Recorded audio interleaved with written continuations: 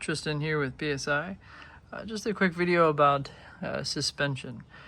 So typically on a Subaru, for example, your front suspension is about 4K in spring rate, and the rear is about 3.5. So a safe starting place, one that won't make your car too difficult to live with daily, is to double the rate. So Teen does it really nicely. It's a Japanese company.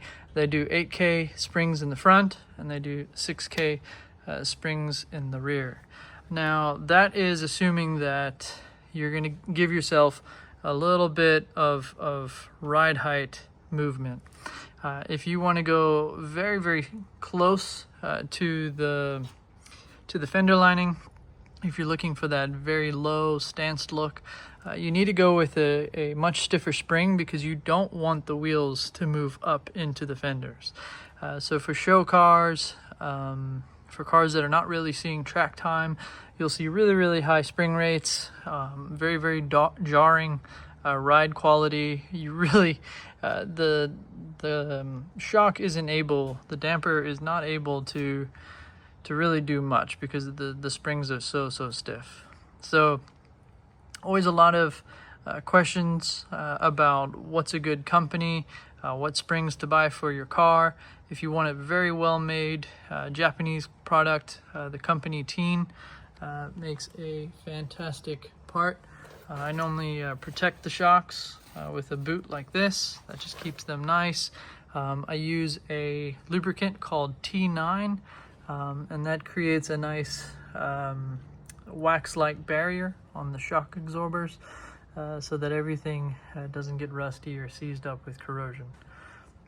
But yeah, just a quick primer. You don't really need a three-way adjustable shock. That's getting into the art form of racing. Even if you race once or twice a year, it's spending a lot of money in a place that maybe you could save some money so that you could prep the rest of the car for a track day. So a one-way adjustable shock is much more than what factory offered, and is more than capable of giving you a fun day at the track. But yeah, just a quick look at some shocks. So again, this is about an 8K spring. The rears are about 6.5. That is within the range of comfort for a vehicle like this going to the track. It allows us to adjust the ride height so that it is lowered to benefit from a lower center of gravity. 8K is still very easy to handle with a single adjustable shock.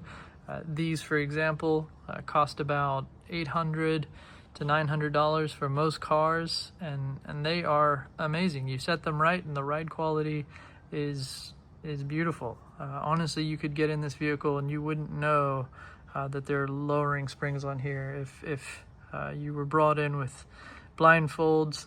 There's no rattling inside. The vehicle's not jarring to drive. It's not bouncing or anything funny like that.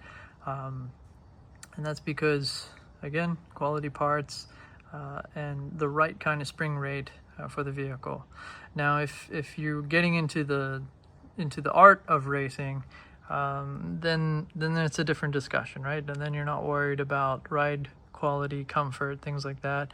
At that point, you do want to go to a stiffer spring, or what we call a progressive spring. And that gives you different stiffness ratings at different amounts of compression. You can go to a stiffer spring to lighten up your sway bars. Also, when you start balancing the car, right now, obviously this is a Subaru, so a lot of the weight is up front, so it makes sense that you have a higher spring rate up front and a lower spring rate at the back. If you get closer to that 50-50 golden distribution, then of course you're having to rebalance the spring rates. So a nice thing is these springs are very interchangeable. Companies like Feel and Swift, they make different springs in different diameters and different rates so that you can constantly be adjusting and adapting your car to the track conditions. But yeah, you don't need to spend $2,500 to get a good suspension for your car. Something like this is more than adequate. I'm not sponsored by Teen or anything like that. I just want to show you what you can do on a budget and still have excellent performance and longevity.